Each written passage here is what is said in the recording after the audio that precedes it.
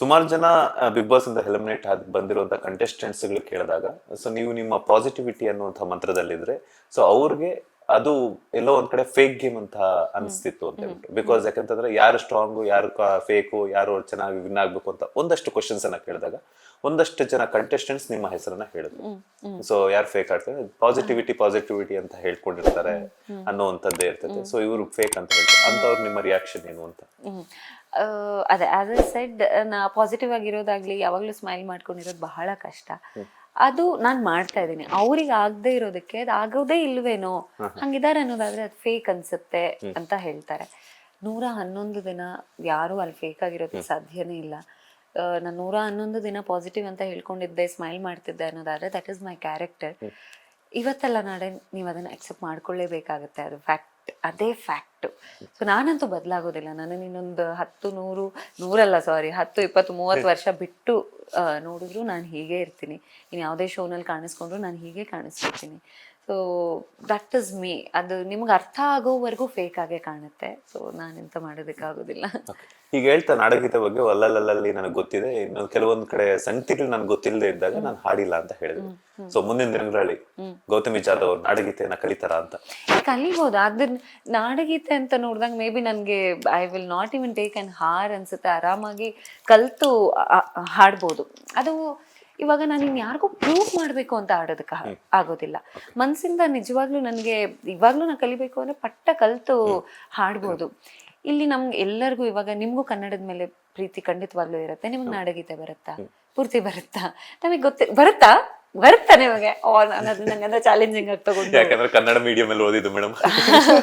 ಪ್ರತಿದಿನ ಬೆಳಗ್ಗೆ ನಾವು ಅದನ್ನೇ ಮಾಡ್ಕೊಂಡ್ ಬಂದಿರೋದು. ಹಾಗಾಗಿ ಅದ್ ಗೊತ್ತಿಲ್ಲ ಅಂದ್ರೆ ಪ್ರೀತಿ ಇಲ್ಲ ಅಂತಲ್ಲ, ಖಂಡಿತವಾಗ್ಲೂ ಎಲ್ಲರಿಗೂ ಇರತ್ತೆ. ಮಾತಾಡೋ ಪ್ರತಿಯೊಬ್ರು ಪ್ರೀತಿಯಿಂದಾನೇ ಮಾತಾಡಿರ್ತಾರೆ. ಅದು ಕಲ್ತು ಇನ್ಯಾರಿಗೂ ಇಷ್ಟ ಆಗುತ್ತೆ ಅನ್ನೋದಾದ್ರೆ ಕಲಿತೀನಿ, ನಂಗೇನು ಇಲ್ಲ. ಕಲ್ತಾಗ ನನಗೂ ಖುಷಿ ಆಗುತ್ತೆ, ಯಾವುದೇ ಹಾಡಾದ್ರೂ ಅಷ್ಟೇ. ಅದು ಯಾವ್ದು ಕಮೆಂಟ್ ಬಂದಿದೆ ಅಂತ ಕಲಿಬೇಕು ಅಂತ ನಾನು ಯಾವತ್ತೂ ಅಂದ್ಕೊಳ್ಳಲ್ಲ. ನನಗೆ ಆಲ್ರೆಡಿ ಕನ್ನಡದ ಮೇಲೆ ಪ್ರೀತಿ ಇದೆ, ಚಂದ ಮಾತಾಡ್ತೀನಿ ನಾನು. ಆ್ಯಂಡ್ ಕನ್ನಡ ಅನ್ನುವಂಥ ಭಾಷೆ ನನಗೆ ಇಲ್ಲಿ ಬಹಳಷ್ಟು ಕೆಲಸಗಳು ಕೊಟ್ಟಿದೆ. ಸೊ ಅದ್ರ ಬಗ್ಗೆ ನನಗೆ ರೆಸ್ಪೆಕ್ಟ್ ಇದೆ. ನನಗೆ ಇಲ್ಲಿ ಇವ್ರು ಕಮೆಂಟ್ ಮಾಡಿದ್ರು ಅಂತ ಕಲಿಬೇಕು ಅಂತ ನನಗೆ ಆ ವಿಚಾರವಾಗಿ ಕಲಿಯೋದಿಲ್ಲ. ಪ್ರೀತಿಯಿಂದ ಬೇಕಂದ್ರೆ ಕಲಿತೀನಿ. ಸೊ 111 ದಿನಗಳು ಅಂತ ಹೇಳ್ತಾ ಇದ್ರಿ.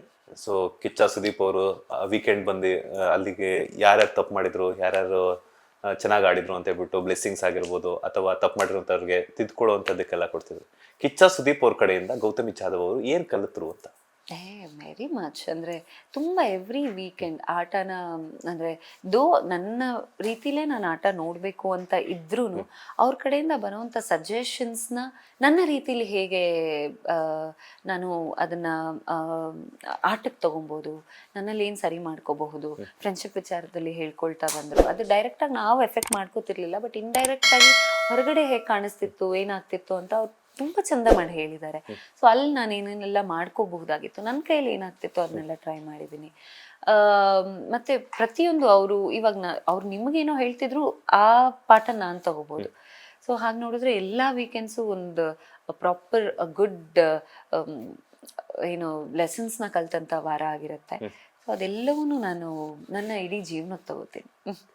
ಲೇಟೆಸ್ಟ್ ಹಾಗೂ ಇಂಟ್ರೆಸ್ಟಿಂಗ್ ಸುದ್ದಿಗಳಿಗಾಗಿ ಬಾಸ್ ಟಿವಿ ಕನ್ನಡ ಚಾನೆಲ್ನ ಸಬ್ಸ್ಕ್ರೈಬ್ ಮಾಡಿ. ಹಾಗೆಯೇ ಬೆಲ್ ಐಕಾನ್ ಪ್ರೆಸ್ ಮಾಡಿ. ಇದರ ಜೊತೆಗೆ ಫೇಸ್ಬುಕ್, ಇನ್ಸ್ಟಾಗ್ರಾಮ್, ಎಕ್ಸ್ ನಲ್ಲೂ ಮಿಸ್ ಮಾಡದೆ ಫಾಲೋ ಮಾಡಿ.